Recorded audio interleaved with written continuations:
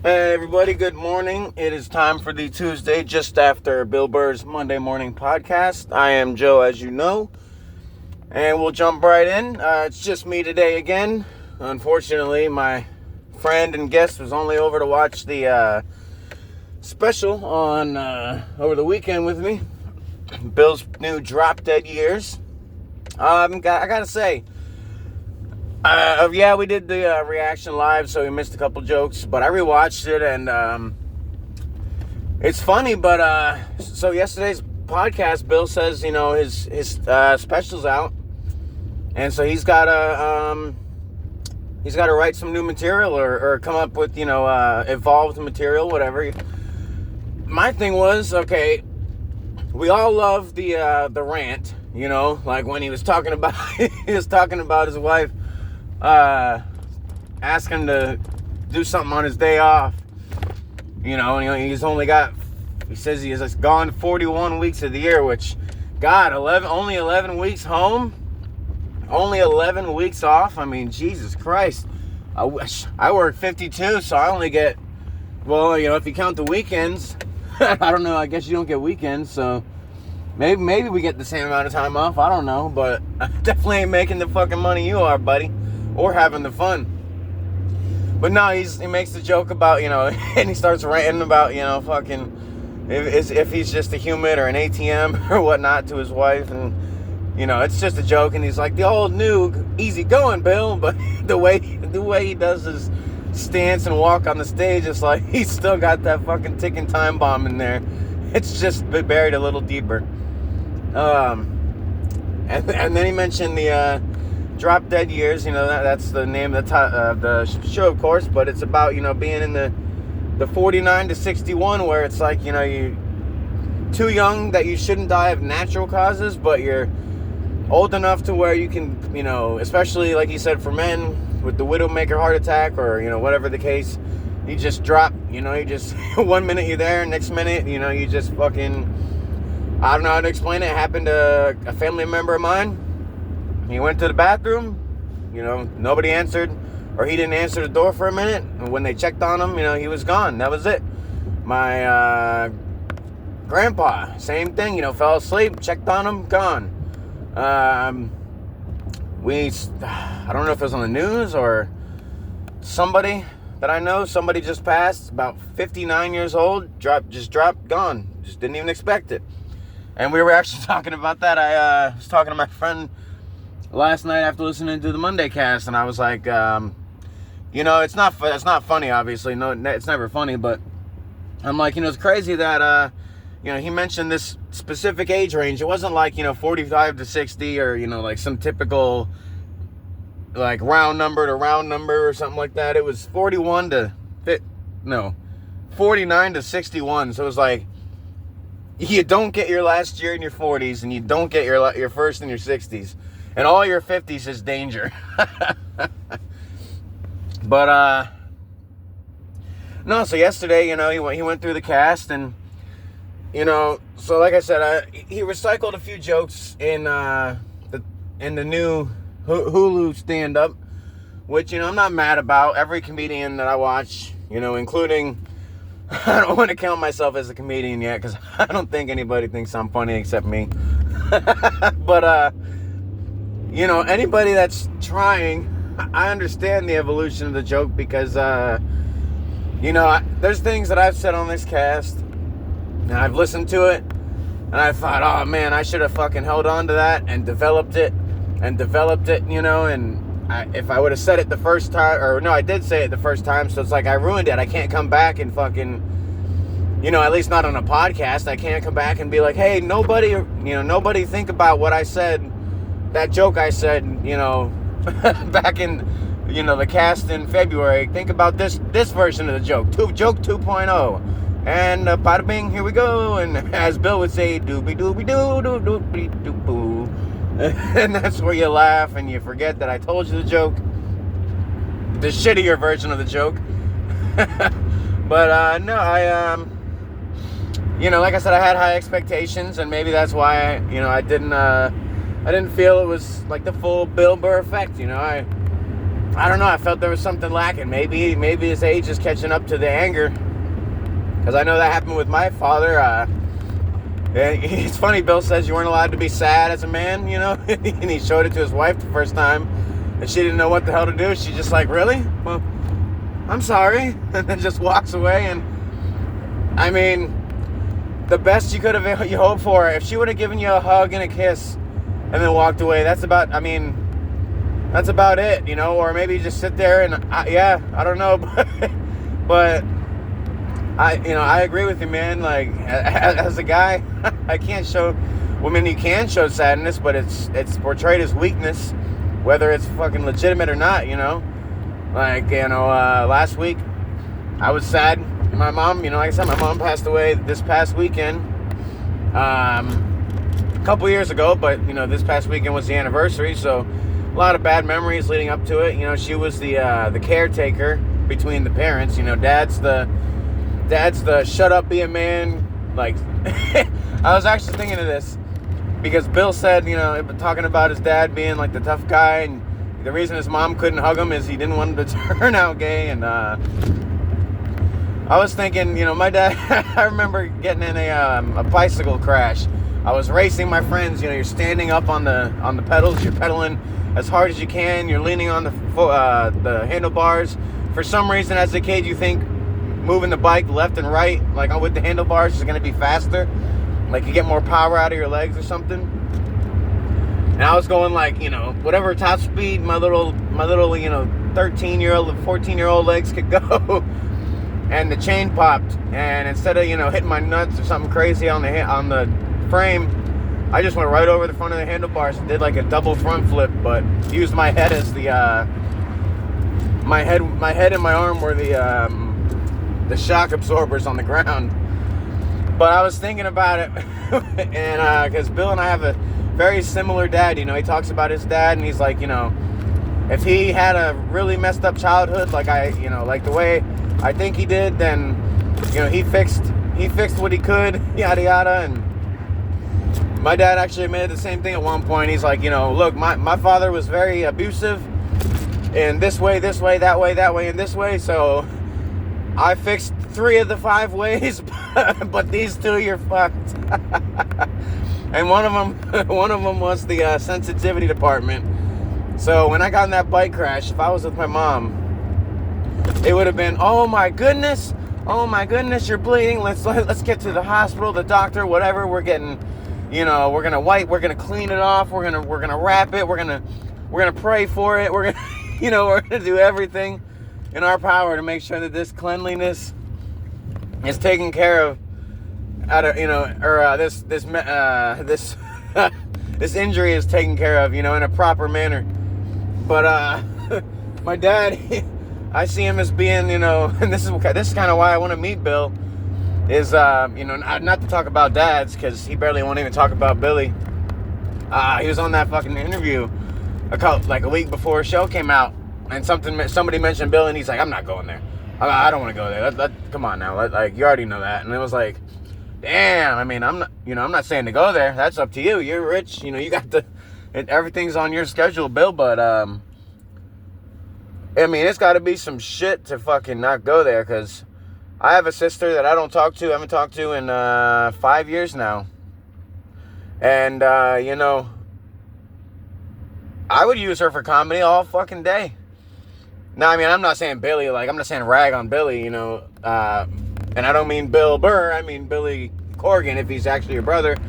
You know, I wouldn't say rag on him like the way I would my sister, because she's earned a few, you know, jabs, definitely. Especially if I ever get on stage, or if I ever get if the podcast ever makes it to fucking any sort of legitimacy. Oh yeah, there will be stuff. There will be, I don't want to say blood, but there will be tears. Out of tears of joy for some.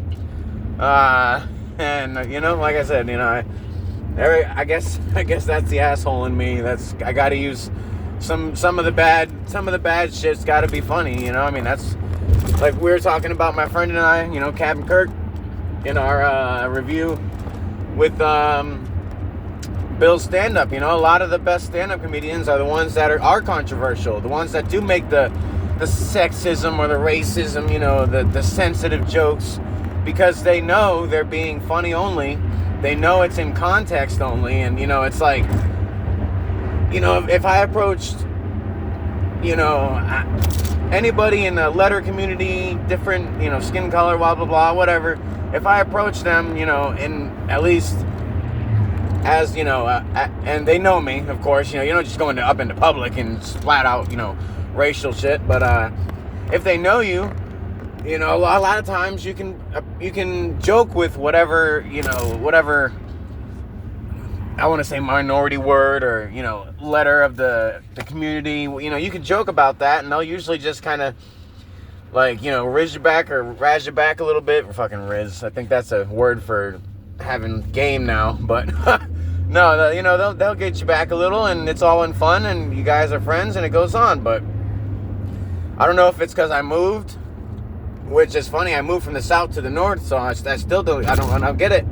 This is where, you know, this is where the slaves came to be free. This is where Lincoln was, right? Like, he was supporting the Union, not the Confederacy. So if the slaves were freed up to here, I mean, obviously the LGBTQ plus, that's not to here, you know, that's not a local, you know, or a location-wise based thing. But regardless, it's just everybody here, so it's so sensitive. It's like in Florida, you know, if I was, you know, say I was a black, let's just throw you know, a black gay male, because that gives you, you know, now you got your racism, your sexism. Well, I mean, I guess you could say black, lesbian, female, but because for sexism. But either way, you got all your you know, your bullshit and words that you could be, you know, you rude with in one basket. With my friends, you know, if it was me, they could be like, "What up, you know, you fag," or, you know, whatever kind of thing. And it's like, you know, I wouldn't give a shit. I'd be like, "Hey, you fucking cracker ass straight boy," or what, you know, who. I mean, if that's how my friend group always was, and we knew we cared about each other, we loved each other. It was never like, "What'd you say about my pigmentation?" Or, "What did you say about my sexual orientation?" Like, it was nobody gave a shit. You live your life, I live my life, you know. Who gives a shit? You're happy? Good. I'm glad you're happy. I'm happy? Good. I'm glad that you're glad I'm happy.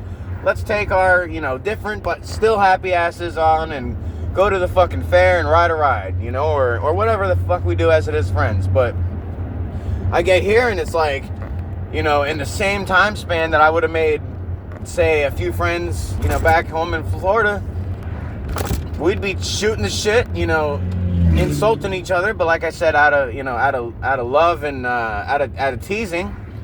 And here, not even insulting, but I made a joke to defend somebody. Now, don't get me wrong, it was still, you know, a letters joke, but the joke was defending one of the letters, not actually, you know, bashing it, but it was still a joke. And so this person gets all mad and it's like, "Well, say the actual word so I can tear into you, I can roast you." And I'm like, what are you talking about? I'm like, first, you know, the joke was to defend you, and it's a joke even if you don't like it. I'm sorry, and okay, you know, now you don't like it, I understand, but at the end of the day, it was in your defense, and it wasn't even derogatory towards the fucking person, you know. It was more derogatory towards the country than a person, because the word that I used rhymed with the country. You know what, fuck it, I'll say it. A guy was talking to a girl, and they were talking about countries or something, and he said something about Lebanese, and I said, "Dude, you can't just call her Lebanese in front of people like that." And apparently, you know, he didn't get the joke, so I started explaining, and she was listening, and next thing you know, it's, "Well, say the real word, and it's like, that's not, I mean, yes, that is the joke. I said Lebanese, like Lebanon, the country, but the joke is the mispronunciation of the fucking word. It's not the fact that you are this, or I am that, or he, she said, they, this, that, what. That's not the fucking point of the joke. So to not only ruin it and then make it all racial and tense, it's just like, dude, where the fuck did I move to? Like, did I come to fucking, like, is the world upside down, or did I travel through time? Like, is this 1960 and Martin Luther King hasn't done his speech yet, and we still got, like, you know, one color water fountain and the other color water fountain, and fucking bathrooms are separated? Like, I don't understand. No, it's not actually like that, but I'm saying, like, that's what it feels like, you know? I mean, I damn near feel like I should be walking in separate lines here, like, fucking, this is ridiculous, man. I mean, and like I said, everybody's different. You know, I get it. So everybody has their tolerance level. You know, some people you could roast them, like, I mean, look at the roast of Tom Brady on Netflix or TV, however you watch it. I mean, they went in on him. You know, even Kill Tony went around and went in on every single person in the room. Every person. Nobody was spared. I mean, look, you know, Kim Kardashian got roasted. I mean, all these people get roasted. And the same thing was the same with my friend group. You know, you could not say what you wanted. You know, I couldn't just walk up. Like I said, it was with intent. So if I came up to one of my friends and I'm like, hey, you motherfucking bitch ass, got that, then that's a lot different than, hey, what up, my homie, my, you know, whatever, my this, my that, even if it's, like I say, even if it's not even racial, but it's one of the letters, or it's, you know, a sexual, like, you know, if it's a woman, like, what up, my bitch, or she comes up to me like, what up, my fucking penis holding fucker, you know, I don't care, as long as, you know, we're friends. And, you know, even if you're, like I said, even if you're roasting me, like, that's actually what I said after the joke thing, because it pissed me off, and it was like, go ahead and say the actual words so I can roast you. And I was like, I'm not gonna say it, because I'm not being fucking baited into this bullshit, but go ahead and roast me. I mean, what do you got? I'm a pasty, pale, fucking dry-skinned, fluffy, frizzy-haired white boy. Fucking, what? My facial hair looks like pubes. I got fucking, you know, a bald spot in my fucking beard. You know, I mean, that's all you really know about me. So, what else are you gonna say? You know, I mean, that's the only thing these people know. You know, the people in this context know about me. So rip into me. I don't give a fuck. Like, I don't give a fuck, because I thought we were friends. But ever since then, it's like, you know, I'm just not gonna talk, because apparently every fucking word I say, like I said, good morning. Oh, no, we don't do mornings here. You know, mornings is not a part of this religion, this family, this culture. You get that word right the fuck out of your vocabulary. It's brunch, lunch, or dinner, or afternoon. We know whatever. We do not say good morning in this state, in this house, in this family, in this country, and what, you know. I mean, that's what it feels like. It feels, you know, or like I said, good morning. And I know I fucking recycled that after bitching about Bill recycling, but that's really what it feels like. But no, responding to Bill, he talked about sports. Baseball, the Yankees and the Dodgers. I'm glad he didn't rip on the Yankees too much. I'm a Yankee fan, but I actually have,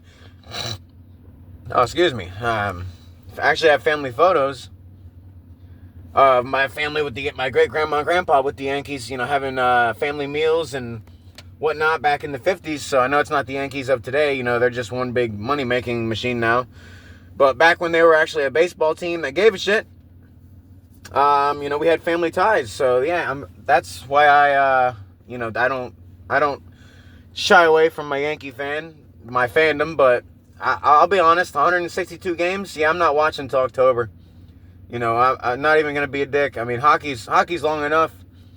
And the only reason I even watch most of those games is because, especially this year, every point matters. I mean, you got, like, the whole Eastern Conference, besides 2 or 3 teams, are all fighting for those 2 wild card spots, you know, in the couple spots ahead of it. And, I mean, literally, by the end of the season, we got, like, 15, 16 games to go, roughly, for everybody. And by the end of the season, it could be flipped, you know. It could be whoever's in second right now could be in seventh, and seventh could be in second, or, you know, I mean, it really is a toss-up. You might as well just take all the teams, put them on put them on all the sides of each, each team gets one die, and you get a whole bunch of dice, and throw them all up in the air, and, the teams that stick up are the ones that get first, second, third, fourth, or whatever. I mean, that's pretty much what it feels like. But he doesn't talk about hockey. He talks about MotoGP. I said, get into the American MotoGP, dude. God, what is his name? The blue number 1 Yamaha. I think it's a Yamaha. And he was killing it. He had like 3 championships in a row, but he had a wrist issue last year, and he couldn't, or he would have killed it again. Jake Gagne, that's his name. Gagne, yes. And then Cam Beaubier, he was a fighter. He wrecked and still was fighting for the championship. Like, wrecked, missed the whole weekend, like 2 or 3 races, and still came back and won like 4 out of 5 last year I don't know if he won the actual AMA championship. It was him. There was another guy, a younger guy, actually, or not a younger, but like a rookie on this class. And he was up there in the top 3 in points. It was real tight, but I missed the end of last year. But he's talking about the Marquez, brothers and the MotoGP. And, dude, I know you travel the world, so, the world MotoGP, obviously that's the world championships. But, watch the American, dude. It's, it's not as many races, I'm sure, but it's still interesting. F1, obviously, is interesting. I'm not going to sit here and act like I'm that fucking smart. But one of them starts in my home county. Every year they start in the season with the St. Petersburg Grand Prix down in St. Pete, Florida, in Pinellas County in Tampa Bay. And I was born there in the not St. Pete, but in the county, and grew up in that county. Most of my memories in life are there. Tampa, just south, just north, etc. So it's cool, that's cool, but I mean, I don't know, it's hard, I guess. Maybe it's my income level, I don't have the money for the for whatever kind of streaming you need to fucking watch, worldwide sports. So I just get the American motocross, or not motocross, but the American GP, and that's on YouTube even, and I gotta wait like 2 weeks after the race to watch it. But yeah, all the other, I, really could care less about the factory and this team and that team. Factory just means that they're supported by the manufacturer, which means, whereas the others, they're not supported by the manufacturer. So they're, they bought a Yamaha, but Yamaha's not giving them parts. They're buying aftermarket or their own or whatever. Whereas factory, they go to Yamaha and say, look, we need a turbo, we need a stabilizer for the rear, this, whatever, yada yada. And Yamaha's like, all right, we'll get on it, we'll get back to you. So the sports thing, all I have to say is, at least for Bill, is your fucking Bruins lost. Even though they beat us in Tampa like 2 days before, we got our revenge victory. And I still think it's bullshit that they sold out to like the rest of the Atlantic Division, but not Tampa. Which, not saying there was anybody, I know every trade, it's got to be worth it for each team. And I'm not saying, I don't know who was on the team, but I mean, it just seems like Boston had it out for Tampa this year. It was like the Panthers got a player, the Maple Leafs got a player, and then here we are. We got Yanni Gord back. He's a good. I missed Gord. I was upset when they didn't get rid of him. He got expansion drafted, and then Bjorkstrand I've heard of, but never really heard of him being like a dominant, a major player. So we'll see. We'll see. Right now they're doing okay in standings, but they're not consistent. So we'll see what happens with that. Let's see. All right. So we got few things on Bill's stand-up. Yeah, the recycling a little bit it didn't like. Congrats obviously on your marriage and your agreeableness. You sure ain't fucking agreed to, meet me yet. You talk about May 18th and June and July and all this shit for fucking New York. Well, that's plenty of time to fucking figure something out. Like I said, I'll buy a ticket, even if it's sold out. I'll pay for the ticket and pay for lunch.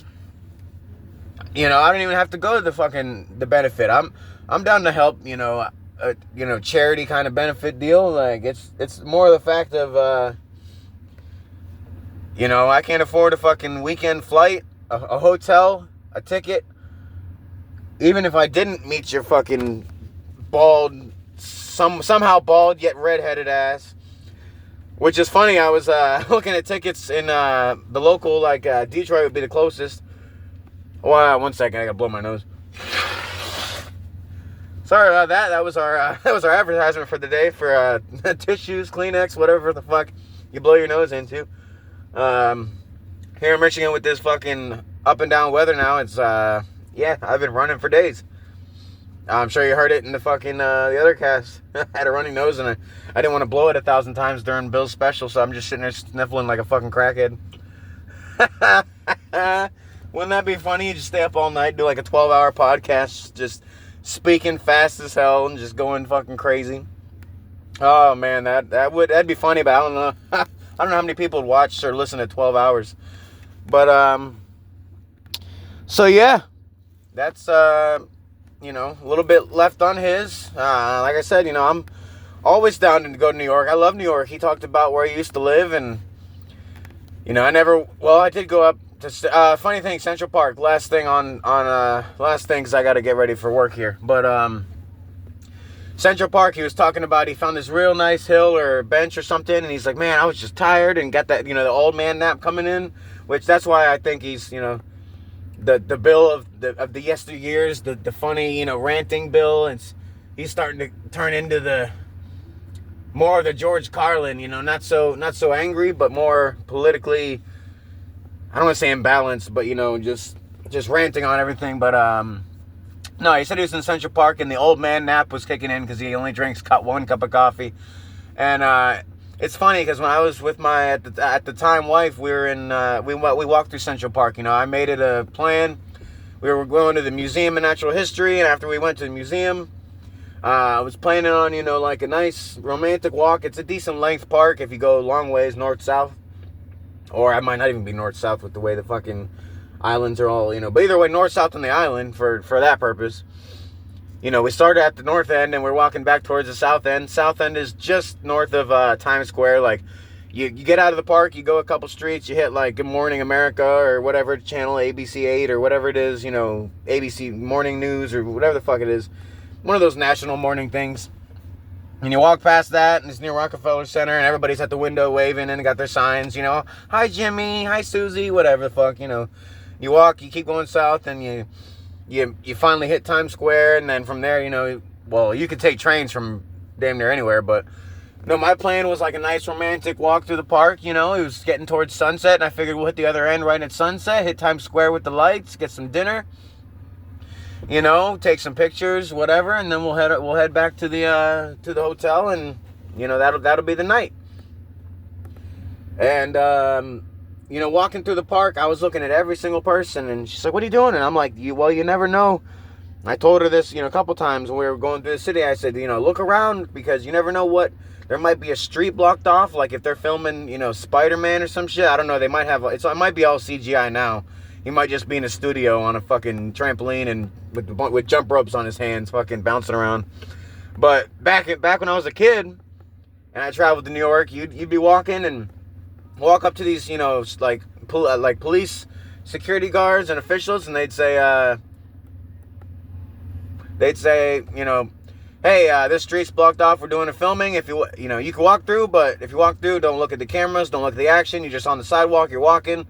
You know, you're a regular person, yada, yada. There was no waivers or nothing because we weren't actually like, you know, I mean, you might catch me as a sidewalk person in a movie, but it's going to be so fast, you know, because like I said, it's, you know, they'd say don't look, and then you're walking, and then you see like a car go flying by, and then like 3 cop cars, and then they have the bomb exploded for, you know, for when the car, you know, crashes and it does the 180 flip like every movie.